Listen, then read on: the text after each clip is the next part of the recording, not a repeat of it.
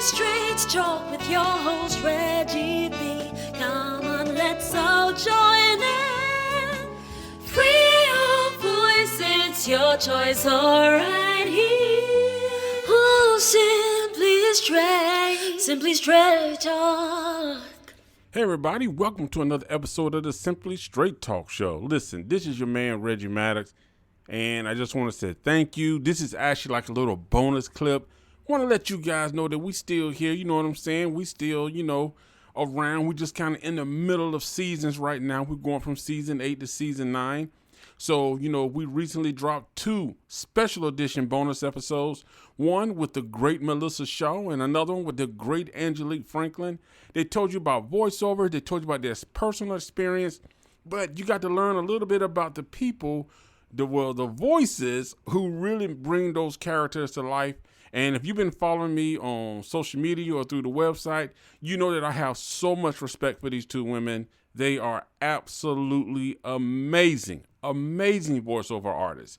Now, today, there's no real format like the regular show. So today, I'm just going to kind of kick it with y'all. And then in about 2 weeks, we're going to come back with another real episode. And of course, we cannot do this without Angelique and Melissa helping out, doing what they do, man, because they bring some real flavor. They bring some real love. They bring comedy. They bring some real voices. And also, one of the biggest things was, are they going to be on the show? Well, you know what? I think we worked that out. It's a few more logistics that's got to be worked out. But yeah, you can expect to hear them on the show. I can't say when. Like I said, we're still trying to work out some details of how we're going to make that work. But y'all stay tuned for that. Now, as all of you know, recently we just had the presidential election. Let's get this out the way because I got some things I've been holding in about this. And I ain't really said nothing, but, I just been watching what other people have been posting. And, I'm trying not to ruin everybody's joy and happiness. I understand. Everybody's happy because Trump is out. I'm happy Trump is out. Trump should have never been in. I never considered him as president anyway. So pretty much hardly any of them. But anyway, Trump particularly should have never been president. It was, and I got my personal, let me go. Family, let's just have a personal talk right now. Let's just have a personal talk, okay? Let's keep it 100. The United States of America is a laughing joke right now. It is a laughing joke because the government of this country is a joke. The people running the government, the elected officials in the government are a joke. Because they don't work for the people, they work for their political party. And I think that's why the American government is such a failure. Because it only works for its political party. They don't work as a collective whole as to what can we do for the American people. It's all about the corporations and it's all about their specific political party. And that's all you hear. Oh, the conservatives, oh, the Republicans, oh, the Democrats, oh, the liberals. I don't care about your political affiliation.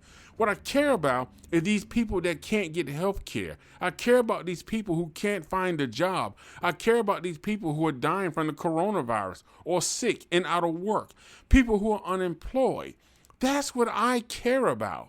And that's what I think the government should be caring about. But their name calling and all this other little childish stuff. Every year they all come out with a slogan. They all get elected into office. And you know what they do? Absolutely crap nothing. They do absolutely nothing. Now, I understand when you're trying to solve the economic, when you're trying to solve the, job situations, unemployment, medical bills. I understand all that. You're saying you're trying to get a good health plan. Obama put something in instead of them trying to build on that, what works within it, what don't, or just can the whole thing.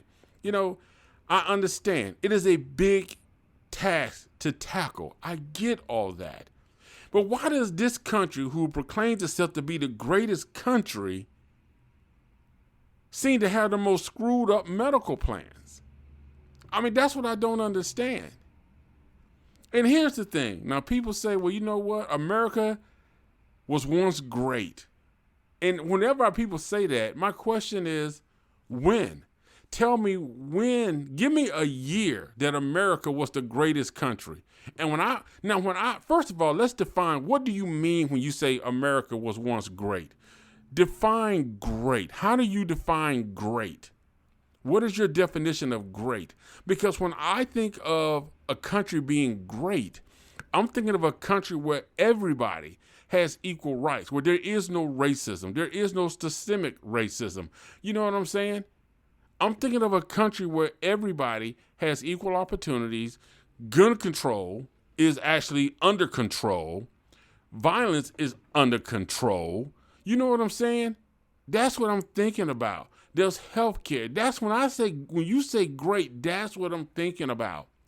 People are able to have jobs. People don't need to work 3 and 4 jobs just to end up at the end of 2 weeks saying that, wow, I only got $50 in my bank account, but I'm working 3 jobs. You know, that's not what I consider great. But that's what they label as great. And mainly the rich people consider it great. But that's my question for people who say America is the greatest country. When? When? Now, I'm going to tell you the truth. In my opinion, I think America had a chance to become the greatest country in the world. And I think they blew it because America has never really accepted responsibility for its past. And sometimes it's about when you want to make things right, when you have done wrong, it's the steps you take. And steps you're taking, you're not being forced to, you're not being backed into a corner, or you're not trying to save face. You do it because you say, you know what? We made a mistake. United States Constitution, let's take out that, black people are 3/5. Take that out. You know what I'm saying? Also, let's take out, let's change the way we did this. Let's change the way we said that. You make changes to make things better. Even if you say, you know what? The national anthem. We're going to create a new national anthem. The old one, we're going to consider it a historic national anthem, and we're going to create a new one that's going to embrace everybody. We're going to redo our flag, so our flag stands for everybody. So the people who were told that you can't carry this flag can now carry this flag. The national anthem they can sing because it is now a song where it is written for them, not against them. It's things you can do to show that you really want to be a great country. Now, I'm not going to get into all that because I'll ramble. Because we just talking family, you know what I'm saying? We just talking right now, sharing our feelings and thought. But like Martin Luther King said, where there's no there's great love. There's no love if there's no disappointment. I sort of summarized that, so don't quote that word for word. I know somebody right now probably saying, "No, that ain't what he said, dog. No, that is you close, but that is not exactly how he said it." All right, I know that. I summarized it. Okay, now when we start talking about a country being great, like when I see people, I don't care what your color is. If you're white, you can be my best friend. If you're Native American, if you're Asian, if you're Chinese, it doesn't matter to me. I don't care. You're Australian, you're Norwegian, it doesn't matter to me. As long as you treat me with respect, you know what I'm saying? As long as we treat each other with mutual respect, we may not like the same things, but we may be able to teach each other something. We can learn. I love learning about other people's culture.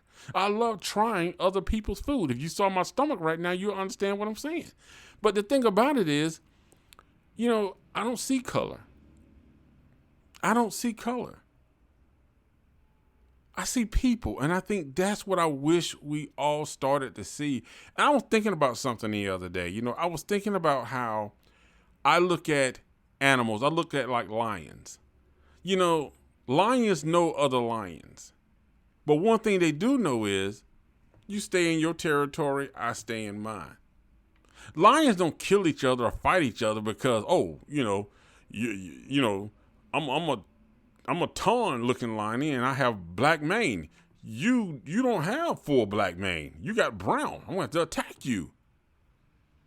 That's not why they do it. It's all about protecting their territory, protecting their home. The human race is the most violent and destructive race. Now, I can go deeper into that, but I'm not, because I'll probably get in trouble with what I really want to say. But the human race, other mammals and creatures in this world, they fight to protect their home and their family. As long as you stay in your yard, we good. We can speak and look at each other. But the human race sees color in everything. They see color. It's all about color. Now, don't get me wrong. I am not saying that racism don't exist. I'm not saying that, color is not obsolete. As a black man, I can tell you, I have experienced racism. And I'm not talking about, I'm 50 years old, half a century. I experienced it when I was about 8 or 9, when 3 white guys chased me and my cousin playing in my grandma's backyard in a little wooded area. Grabbed me, called me all kinds of nigger, and threatened to kill me. Said they was going to hang me. They don't like niggas. When I was in the Navy, I was on a boat. The first ship I got to, the second class boatswain mate told me, "You might change my outlook on black people. I thought y'all was all lazy and don't want to work." I worked at a college, public safety, where a white manager made all the black people on midnight park in the back of the building. He still has a job today. He's still working. The same white manager discriminates against black. He won't send black people to training. He sends white people. He's very obvious in what he does, but when you complain as a black person, you're the angry black person. You're ousted. So we do have a problem with racism in this world, but we got to learn to see past that. We got to learn to see each other as people.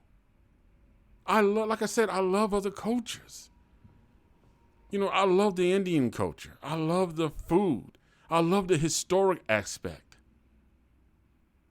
Thailand, Australia, to learn about other cultures, their history, their Aborigines. I mean, it's amazing. It's amazing.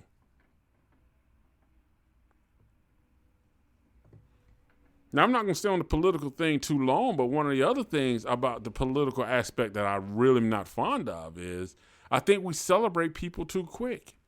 Now, I understand celebrating the fact that Trump is out of office. I get that. He shouldn't have been there, like I said.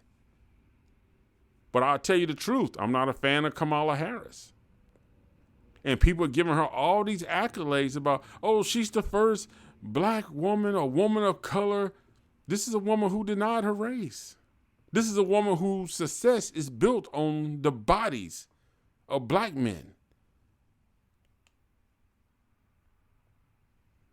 And you realize that the reason she got it is because she's, I want to say it. You know what? This is my show. I'm going to say it.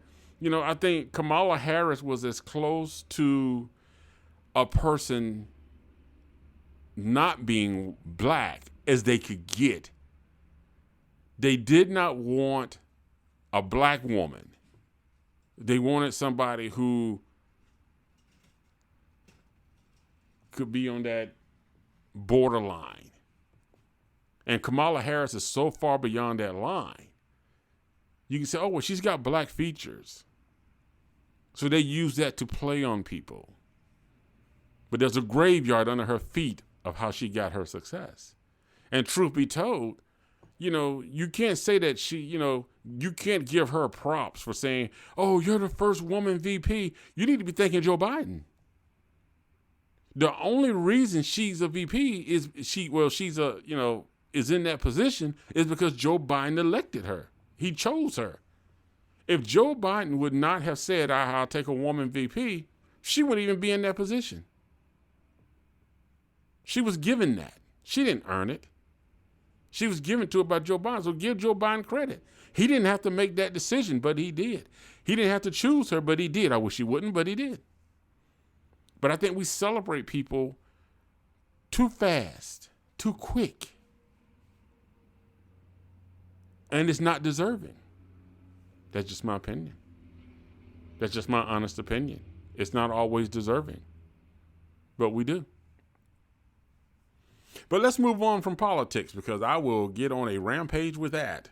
But you know what? Let's take a quick break and we'll be right back. You're listening to Simply Straight Talk.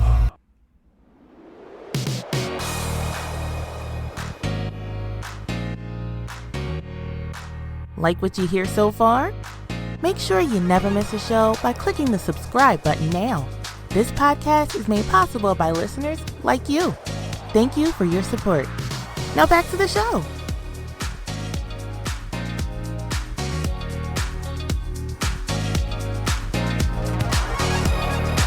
Now, you know what? Now that we're back and y'all hear me ranting, giving some personal, we having a family discussion, Simply Straight Talk. It's just a family discussion. Just a family discussion. Because we got to have these talks. It don't mean you hate people. It just means you got to be conscious about people. And I think sometimes we're not conscious about people. You know, because a lot of people now, because especially going into the holidays, we're gonna switch the thing up, is relationships. A lot of people right now are thinking, oh my God, Thanksgiving is coming, Christmas is coming, I don't have a boo, I don't have a bae. And some people get really, really sad. Now, some people see it like this. Listen, now, you know what? Let me tell you, this is my viewpoint. And I actually did a show on this, I think in the first season, and I called it Blackout Dates.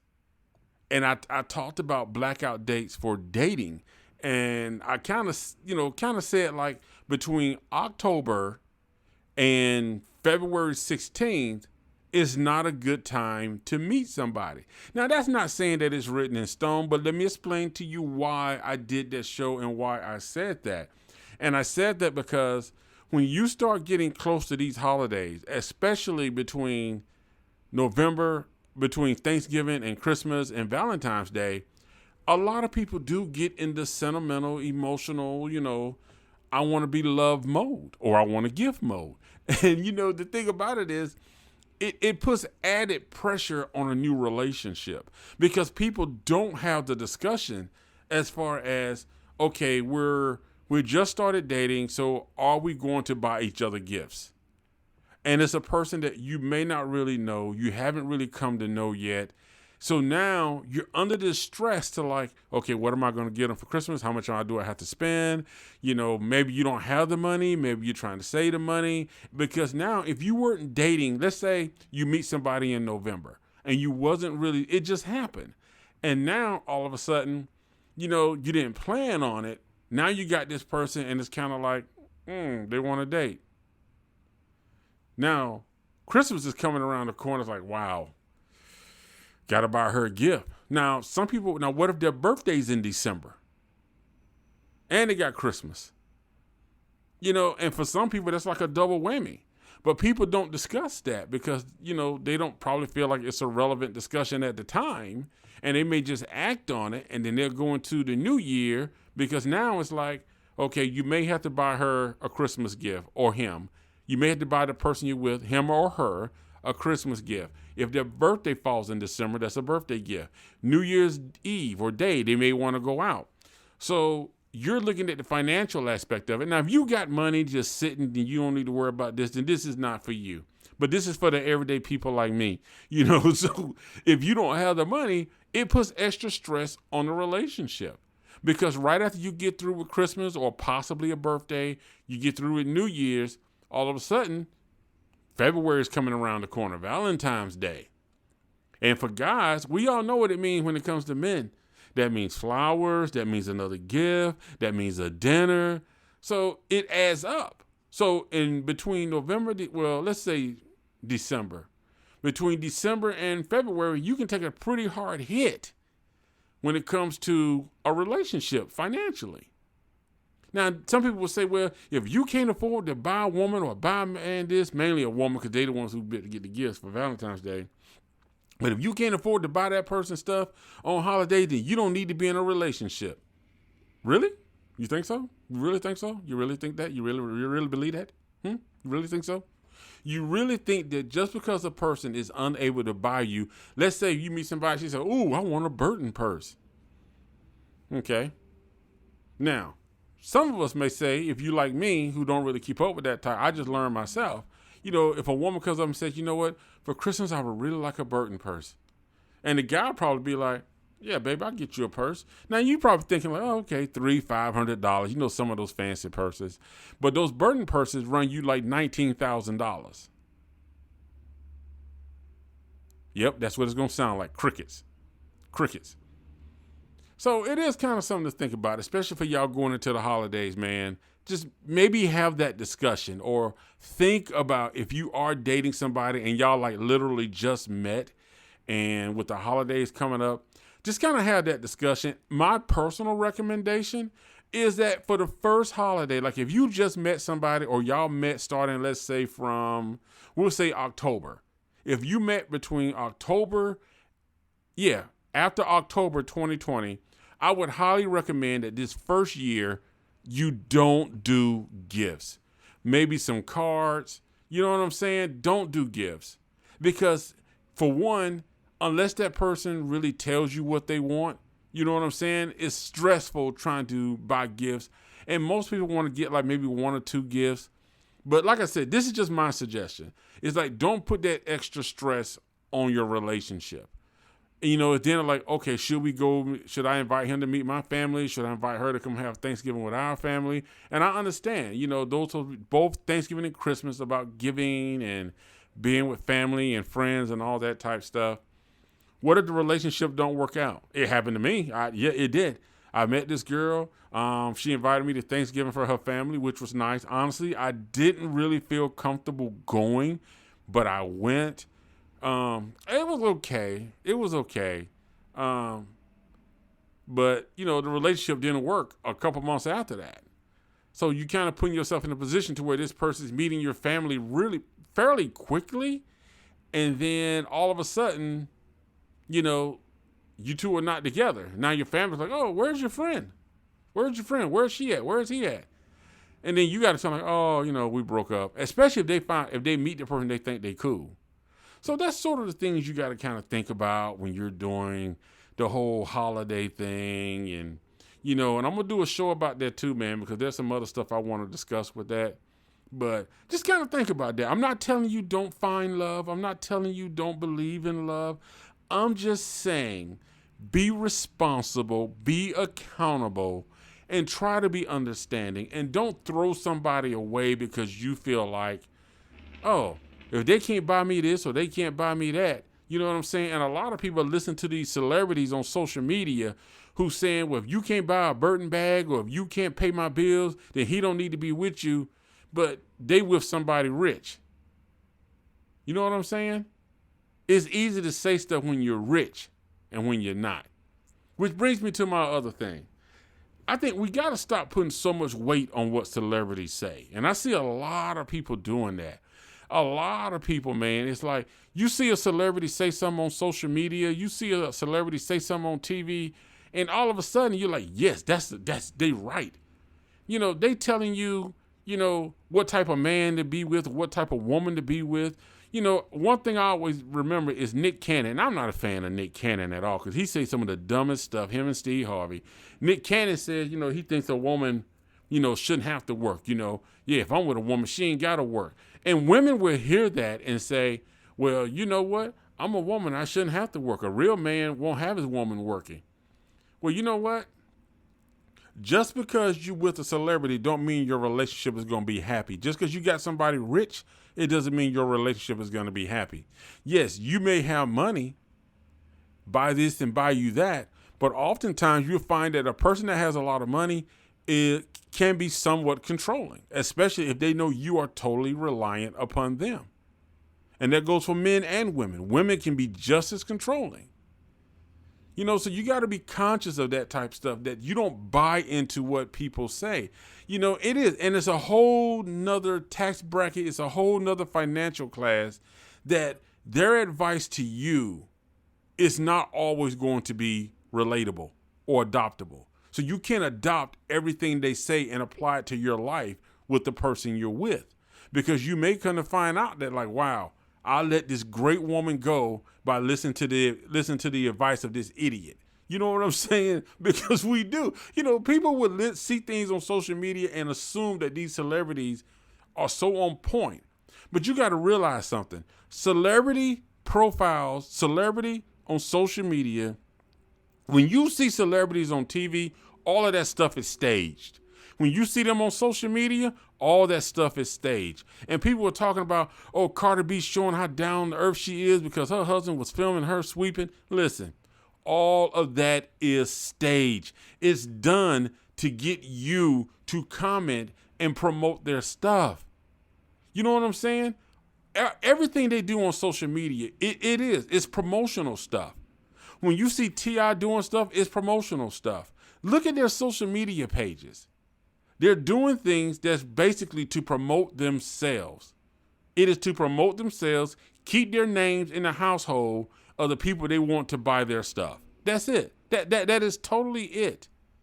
You got to understand that. You know, these celebrity profiles is all about making you become so engrossed in their lifestyle that you want to continue to support it.